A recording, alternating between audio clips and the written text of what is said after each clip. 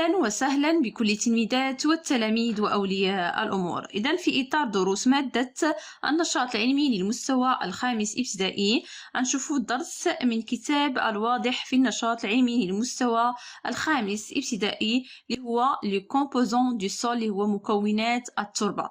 هذه الحصة الثانية. الحصة الأولى راه خدمناها قبل غتلقاوها في فيديو. دابا غنشوفو الحصة الثانية من هذا الدرس اللي كاينة في صفحة 27 من مادة الواضح في النشاط العلمي للمستوى الخامس ابتدائي. إذا نلاحظوا مقطع من تربة غابوية. إذا مناش كتكون هاد التربة؟ كتكون من فرش حرجي، إذا بقايا حيوانات ميتة، كاين ذبال، كاين عناصر معدنية طين ورمل وهنايا كلس.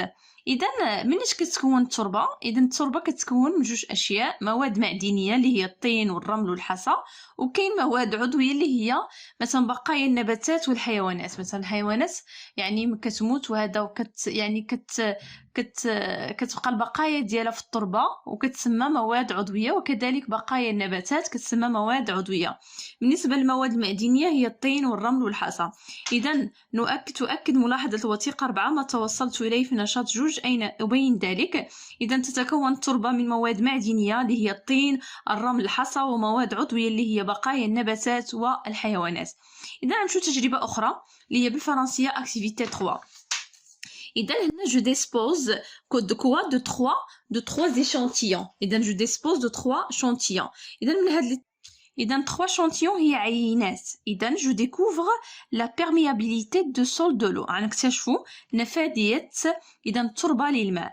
إذا جو ديسبوز de 3 échantillons de sol. 3 عينات من التربة. un sol de jardin تربة من الحديقة، du sable من الرمل et de l'argile طين. Je prépare 3 dispositifs expérimentaux comme indiqué sur le document 5. إذا je verse sur chaque échantillon 1 litre d'eau. Les résultats obtenus sont indiqués sur le document 5.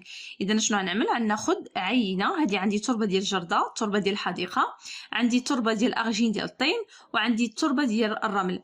شنو وضعنا؟ كل عينة وضعناها في إطرو ديال الماء. إذا شنو غنلاحظوا؟ إذا هنايا شحال بقى لنا؟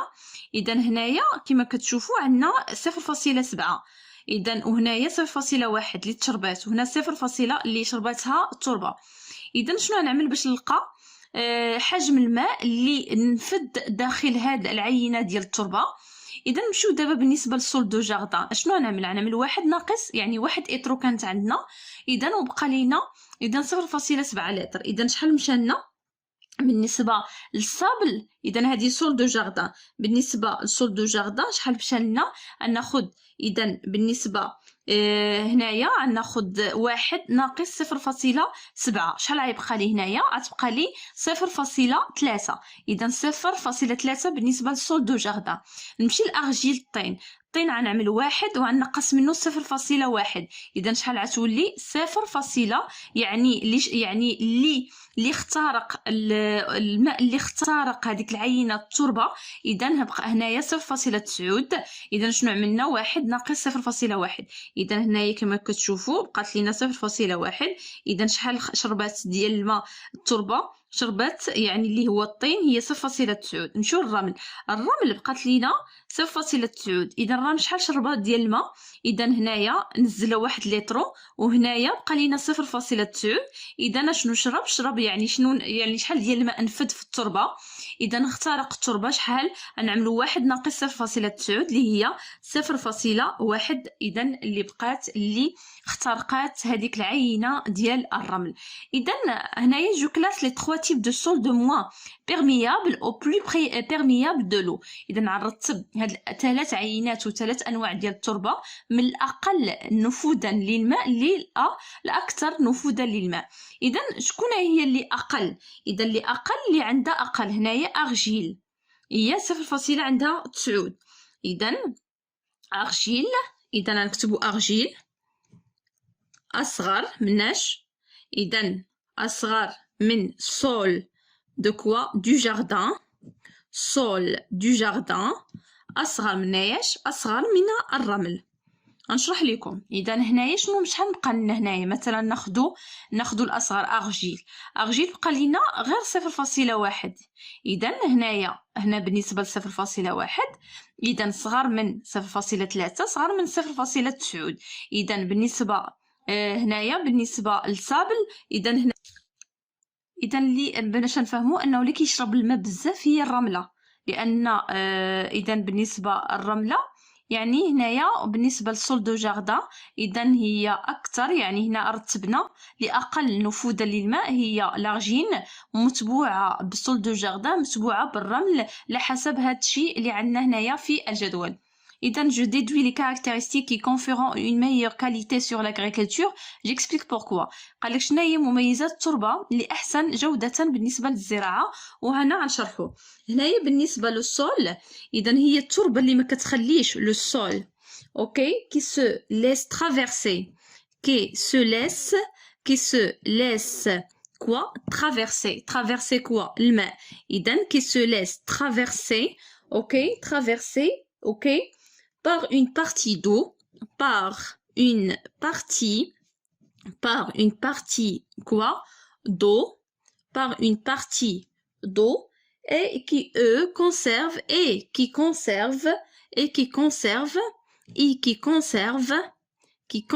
quoi? Qui conserve en même temps une partie, en même temps une partie, une partie. Ok, إذن est une ok et le meilleur أحسن تربة نشرح لكم شنو هي et le meilleur type du sol. إذن واش هنايا شنو هنايا التربه اللي كتكون مزيانه هي اللي هنايا كتخترق باغ جزء من الماء وكتخلي شويه في نفس الوقت. اذا هنايا لتحت يعني كتشرب شويه الماء وكتخلي الماء. اذا هي احسن تربه بالنسبه للزراعه. بالنسبه للرمل، الرمل شرب كل شيء. اذا بحال الرمل كما كتشوفوا هنا الرمل يعني هنايا بالنسبه مثلا بحال السول دو جاردان يعني شرب شويه وخلى شويه. اذا احسن تربه هي اللي كتشرب شويه الماء وكتخلي شويه الماء اخر، ماشي كتشرب كل شيء ولا كتخلي كل شيء. اذا هنا بحال السول دو جاردان راه شربت كل شيء وخلات شويه، يعني شربت شويه وخلات شويه. بالنسبه للارجيل حتى هي اذا هنايا بالنسبه للصابل غير صالحه، الرمله غير صالحه للزراعه كما كتشوفوا. اشنو هنايا لا فوليوم حجم اللي اخترق التربه قليل 0.1 خلات كل شيء. اذا رتبنا هنا بالنسبه للموا اكثر نفوذا للماء، اللي اكثر نفوذا للماء اقل نفوذا هي الطين، من بعد تبعها التربه ديال لو جاردان، من بعد تبعها الرمل.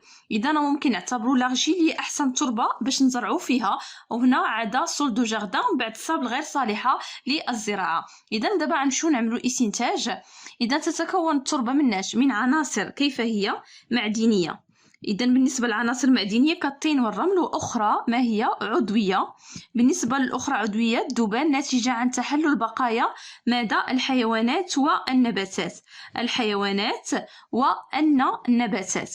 إذا بالنسبة للتربة مصطلح خاصكم تعرفوا أنها كتكون جوج حوايج: مواد معدنية اللي هي الطين والرمل، ومواد عضوية اللي هي ناتجة عن تحليل الحيوانات والنباتات، بالإضافة إلى سائل يتكون من ماذا؟ من الهواء والماء. إذا سائل هو الماء والمواد المذابة فيه هو الهواء. إذا بالنسبة هنايا من الماء والهواء يشترط في التربة الصالحة للزراعة أن تكون نفوذة لماذا؟ للماء مع الاحتفاظ بحزمة منه لفائدة ماذا؟ لفائدة النباتات. إذا هذه خاصية التربة المزيانة، أنها تخلي شوية، يعني تشرب شوية التربة وتخلي شوية النباتات باش تسقى كما شفنا في المثال ديال هذا التمرين. إذا دابا غنشوفوا بالنسبة سؤال أطبق. إذا عندنا هنايا أضع سطرا تحت الإجابة الصحيحة. التربة خليط من مواد معدنية فقط، التربة خليط من مواد عضوية فقط، التربة خليط من مواد معدنية وأخرى عضوية. إذا بجوج. إذا التربة خليط من مواد معدنية ومواد عضوية. إذا سؤال بالفرنسية أطبق جو نوم لي زيليمون مينيرو دو سول. إذا كاين الماء، إذا هما المواد المعدنية، كاين كالكير، الكالكير، وكاين بيان سور السابل. السابل هادو المواد كيف هما كيتسموا المواد المعدنيه. اذا خاصكم تعرفوا بعض المصطلحات: صخره غوش مير، ماده عضويه ماتيير اورغانيك، ماده معدنيه ماتيير مينيرال، نفاديه بيرميابيليتي. اذا نتمنى نكون فتكم. شكرا والى اللقاء.